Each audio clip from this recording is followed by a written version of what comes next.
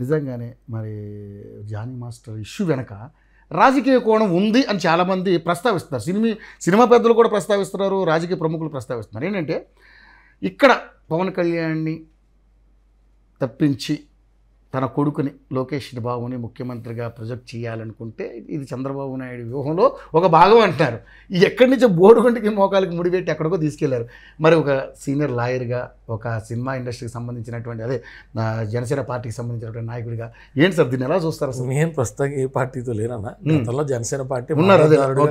ఏదో ఇసుకంత రవ్వంత నా ప్రయత్నం నేను చేసిన అంతే. ఓకే, ఆ పార్టీ ఎప్పుడు అధినాయకుడు ఒక ముఖం మీద నడిచే పార్టీ తప్ప మేమంతా ఎవరు అనామోకుల కింద వచ్చినాం అంతే.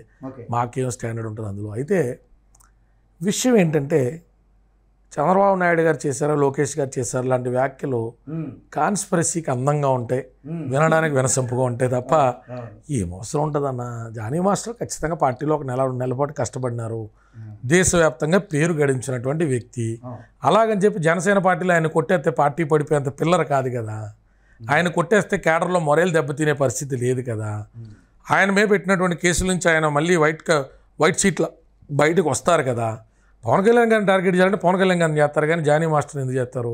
లేదా పార్టీలో చేయాలనుకుంటే క్రియాశీలకమైన వ్యక్తి ఎవరిని టార్గెట్ చేస్తే పవన్ కళ్యాణ్ అనేటువంటి వ్యక్తి మొరేల్ అనేటువంటి సొసైటీలో దెబ్బతింటే వాళ్ళని టార్గెట్ చేస్తారు.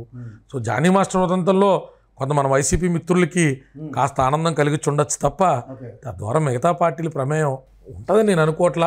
వైసీపీ ఉండొచ్చా పోనీ అన్న? వైసీపీ ఉందా, టీడీపీ ఉందా? ఇక్కడ ఒక పాయింట్ ఏంటంటే సార్, ఇది ఇందాక మీరు చెప్పారు, బయట నేను మళ్ళీ అడగాలి. ఏమవుతుందంటే ఏదైతే మొన్న ఎలక్షన్స్లో రవిచంద్రారెడ్డి అనే వ్యక్తికి మన ఎవరైతే అల్లు అర్జున్ సపోర్ట్ చేశాడో అక్కడికి వెళ్ళి ఆ ప్రచారంలో పాల్గొన్నాడని చెప్పేసి అది పెద్ద ఇష్యూ అయింది. తర్వాత ఇదే సంబంధించి వాళ్ళిద్దరి మధ్య ఫ్యామిలీస్ మధ్య ఇష్యూస్ నడుస్తుంది, అది అందరికీ తెలిసిన విషయమే. కానీ ఒకవైపు మరి అటువైపు నుంచి కూడా దీన్ని నరుకొస్తున్నారు అనేది పెద్ద ఇష్యూగా నడుస్తుంది. ఏదైనా ఇవన్నీ ఏదో స్పెక్యులేషన్స్ ఉంటాయి కానీ అల్లు అర్జున్ అటువంటి వ్యక్తి నేషనల్ వైడ్గా చాలా పేరుగాంచినటువంటి వ్యక్తి, కష్టజీవి, డిసిప్లైన్డ్ పర్సన్. ఆయన శరీరాకృతిని ఆయన మలుచుకున్నటువంటి విధానం అందరికీ ఆదర్శప్రాయం. రామ్ చరణ్ గారు అనేటువంటి వ్యక్తి ఎంబాడిమెంట్ ఆఫ్ డిసిప్లైన్. చిరంజీవి గారి కొడుకు, చిరంజీవి గారి మేనల్లుడి నుంచి మనం డ్యాన్స్ మాస్టర్లను టార్గెట్ చేసే పరిస్థితి చూస్తామా అన్న? ఎందుకంటే అమ్మాయి మీద మీరు బాగా అంటే అవకాశాలు కూడా ఇవ్వడం అనేది అవమానానికి గురి. దానికి సంబంధించి అధికారికమైన ప్రకటన నేనైతే ఎడ చూడలా. ఏదైనా అంతర్గతంగా చెప్తే సినిమా ఇండస్ట్రీ నుంచి బయటకు వచ్చి ఉండొచ్చు. ఏ ట్విట్టర్లోనో వాటిల్లో కూడా అల్లు అర్జున్ గారు దాన్ని ధృవీకరించినట్టుగా నేను చూడలా. అంటే ఆయన స్థాయిలో ఒక మాస్టర్ని టార్గెట్ చేయాలని ఆయన ఎందుకు అనుకుంటారన్నా? అయ్యే ఇవన్నీ ఏదో కాకితాళి మాటలో గట్టి మీద కూర్చొని చెప్పేటువంటి వ్యాఖ్యానాలు తప్ప ఆయన రవిచంద్రారెడ్డి గారు సపోర్ట్ చేసినా, రేపు పొద్దున్న బీఎస్పీకి సపోర్ట్ చేసినా, మళ్ళీ జేఎస్పీకి చేసినా, ఆమ్ ఆద్మీ పార్టీకి చేసినా అతని వ్యక్తిగతమైన స్వేచ్ఛ, రాజ్యాంగం ఆయనకి ఇచ్చినటువంటి హక్కుతో ఆయన ఎవరికైనా సపోర్ట్ చేసుకోవచ్చు. అయితే అభిమానులుగా అరే మా అన్న దగ్గరికి రావాలి కదా అని అందరూ అనుకుంటాం. గతంలో మెగా ఫ్యామిలీ అని అన్నారు కదా సార్, సడన్గా టర్న్ అయ్యేసరికి కాస్త ఈ మధ్య ఆయన కొన్ని వేదికల మీద కూడా మెగా ఫ్యామిలీకి సంబంధం లేనట్టుగా మాట్లాడడం కూడా కొంచెం ఈగో ఇష్యూస్. అంటే ఈగో అంటే కూడా ఆయన ఇండిపెండెంట్గా ఎస్టాబ్లిష్ అవ్వాలనుకుంటున్నాడు. తప్పే ఉంది. ఆయనలో కెపాసిటీ ఉంటే అవుతాడు, లేకపోతే అవ్వడు. ఇప్పుడు మీరు ఈరోజు యోయోలో చేస్తున్నారన్నా, మీరు చాలా మంది తెలుసు, సంవత్సరాల తర్వాత మీరు ఒక మంచి యాంకర్ గాను ప్రజెంటర్ గాను తెలుసు. రేపు అన్నరోజు మీరు ఇండిపెండెంట్గా ఒక ఛానల్ పెట్టుకుంటానంటే మీ ఛానల్ యాజమాన్యం మీ వాళ్ళు మిమ్మల్ని గొడవ పడగలుగుతారు తప్ప మిమ్మల్ని నిర్బంధించేసి నియంత్రించగలుగుతారు. ఎవరు కాదు ఇండిపెండెంట్ అన్న. చిరంజీవి గారే గతంలో చెప్పారు, why will I feel bad, నా ఆ సమక్షంలో ఉండి నా యొక్క హెల్ప్తో ఎదిగినటువంటి వ్యక్తులు హ్యాపీగా ఇండిపెండెంట్గా ఉంటానంటే నేను ఎందుకు కాదంటాను అన్నారు. నేను వ్యక్తిగతంగా చిరంజీవి గారిని గతంలో కలిసినప్పుడు కూడా ఏ రోజు కూడా ఆయన అసలు ఇలాంటి విషయాలను పట్టించుకునేటువంటి వ్యక్తి కాదన్న. ఆయన పరిధిలో సినిమాలు ఇంకెంత బాగా చేద్దాం, మెరుగ్గా ఆహ్లాదంగా ఎలా అందిద్దాం అని అనుకోవడం నేను చూసిన. వారి మధ్య ఏదున్నా వారి కుటుంబ సభ్యులు కాకుండా పోతారా? అల్లు సురేఖ గారే కదా ఈరోజు కొనిదెల సురేఖ గారు, సొంత మేనత్తే కదా. మేనల్లుడి మీద ఆప్యాయత ఎలా పోతుంది, మేనత్త మీద ఎలా పోతుంది, బ్లడ్ ఇస్తే ఎక్కడ దాన్ని వాటర్ అన్న. ఈరోజు ఇవన్నీ చిన్న చిన్న టీ కప్లో తుఫాన్ లాంటివి. వారి కుటుంబం పెద్ద కుటుంబం, కొన్ని వేల మందికి ఆదరణ కలిగించిన కుటుంబం, కొన్ని లక్షల మందికి జీవనోపాధి కల్పించిన కుటుంబం. వారు కష్టించి ఎండనగా వాననగా తడిసి వాళ్ళు కష్టపడ్డారు. ఇప్పుడు ఆయనకో నాకో నచ్చలేదనుకో, చిరంజీవి గారు శిఖరాగ్రం పడిపోతుందా? ఇప్పుడు నాకు ఏదో విషయంలో నచ్చలే, నేను పార్టీలోంచి బయటకు వచ్చినాం కదా అని పార్టీ ఆగిపోతుందా?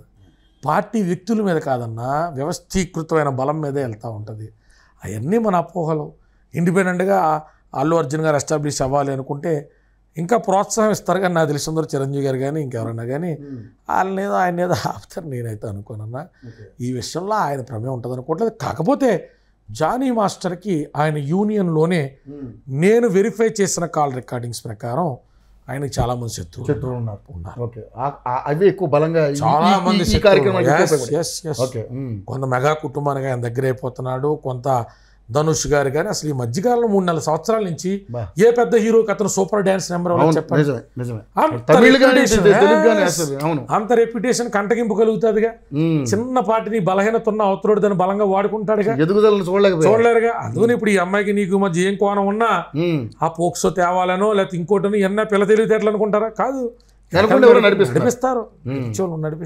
ఓకే సరే, ఇందాక వైసీపీ ఒక రకంగా దీనికి అలాగ ఎలిగేషన్ చేస్తున్నారు, టీడీపీని ఒక రకంగా ఎలిగేషన్ చేస్తున్నారు, అందులో మధ్యలో బీజేపీని కూడా ఒక రకంగా ఏది పార్టీలు ముడి పెడతారు అనేది. దాన్ని మరి విషయం నా ఆవిడతో మాట్లాడినప్పుడు కూడా డైరెక్ట్గా ముఖం మీద అడిగాను. మీరు ఆయేషా గారు ఎలియాస్ సుమలత గారిని అడగచ్చు అన్న, అదేంటన్నా అట్లా అడిగినారంటే నేను అమ్మ కాదు నాకు ఓపెన్ చెప్పు, నిజంగా అడగాలి కదా, ముస్లింగా కన్వర్ట్ అవ్వమనో నాకు చెప్తే అంటే అన్న నేను ఖుదా సాక్షి చెప్తున్నా. ఆ పిల్లే ముందు బుర్కాలు వేసుకోవడం మొదలుపెట్టిందన్న.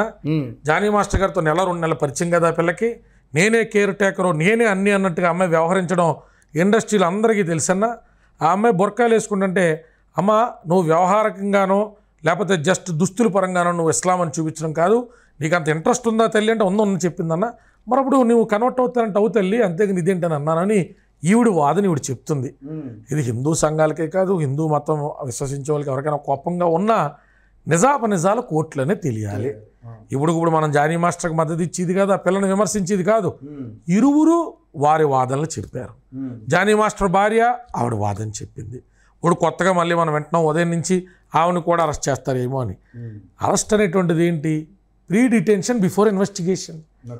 ముందస్తుగా మిమ్మల్ని ఖైదు చేస్తే ఇన్వెస్టిగేషన్ సాఫీగా సాగుద్దని మిమ్మల్ని తీసుకెళ్ళి ఇంట్లో ఖైదు చేయలేరు కట్టి, అంత ప్రొఫైల్ కాదు కట్టి తీసుకెళ్లి జైల్లో ఖైదు చేస్తారు. కానీ ఇదే అంశాలు బయట చాలా మంది ఏమనుకుంటారంటే అప్స్కాండ్ అయ్యాడు ఈ విషయం బయటపడంగానే జానీ మాస్టరు, ఆయన గాలింపు చర్యల ద్వారానే పట్టుకున్నారు, ఎందుకు పారిపోవాల్సి వచ్చింది? ఇప్పుడు నీ మీద రేపు కేసు ఫైల్ అయితే నువ్వు వెళ్ళి ఏమన్నా స్పీచ్లు ఇస్తావు, వాళ్ళ ముందు కూర్చోలేం కదా. చెప్పేవాళ్ళు చెప్తారులే అన్న. నిజాలున్నా కొన్ని సందర్భాల్లో లీగల్గా ఏదన్నా యాంటిసిపేటరీకి ఇది అవకాశం ఉంటుందా ఏంటి అని ప్రయత్నాలు చేసుకునే దానిలో కొంత అతను అండర్గ్రౌండ్కి వెళ్లాల్సిన పరిస్థితి ఉన్నది. అంత మాత్రం చేత నేరస్తుడని చెప్పలేం, అలాగని కేవలం నిందే మోస్తున్నాడు కాబట్టి నిరపరాధని చెప్పలేం. మనం ఒక సిస్టమ్ పెట్టుకున్నాం మనుషుల కింద, రచ్చబండ తీర్పుల నుంచి కోర్టులు వ్యవస్థలు వాటికి ఒక ఉన్నతి కల్పించుకున్నాం. కాబట్టి మనమే కల్పించుకున్న ఉన్నతిని గౌరవించుకుందాం, మనమే కల్పించుకున్న ఉన్నతిని గౌరవిద్దాం, అవిచ్చే తీర్పుల వరకు వేచి ఉందాం. ఈ లోపల మన ఇందరు మీకు చెప్పానుగా, మన అనుభవాలు రీత్యా అమ్మాయి తరపున సైడ్ తీసుకుంటూ అబ్బాయి తరపున తీసుకుంటూ ఉన్నది మన ఇండివిజువల్ స్పెక్ట్స్, అవి మనం చూసే పెర్సెప్షన్స్, అవి అలా చూసి ఆనందపడదాం. నిజం తేలే రోజు నిజం తేలుతుంది. ఓకే, సో మీరైతే వ్యక్తిగతంగా ఏమనుకుంటున్నారు? అన్నది ఒక ఫెయిల్డ్ రిలేషన్షిప్ అని నేను అనుకుంటున్నా. అయితే ఆ ఫెయిల్డ్ రిలేషన్షిప్ మైనర్గా ఉన్నప్పుడు స్టార్ట్ అయితే మాత్రం జానీ మాస్టర్ నేరం చేసినట్టే. ఓకే, ఎందుకంటే జానీ మాస్టర్ ఉద్దేశం అమ్మాయి మీదడిపోతున్నా అమ్మాయి ఏజ్ను పరిగణనలో తీసుకోలేకపోతే ఆయన తప్పు చేసినట్టే. కాబట్టి దానికి సంబంధించి ఆయన ఇబ్బందులు ఎదుర్కొనేటువంటి పరిస్థితి ఉంటుంది. వాళ్ళిద్దరు కాంప్రమైజ్ అయినా కేసు అయితే వెళ్తానే ఉంటుంది. అబ్బో చాలా కష్టం ఇది, ఎందుకంటే కాంప్రమైజ్ అయ్యారు కదా అని చెప్పి సెక్షన్ కాంపౌండింగ్ చేసి నేషనల్ లోక్ అదాలత్ పిలిచి ఇద్దరిని కూర్చోటి చేయకండి పంపించేది ఏముండదు.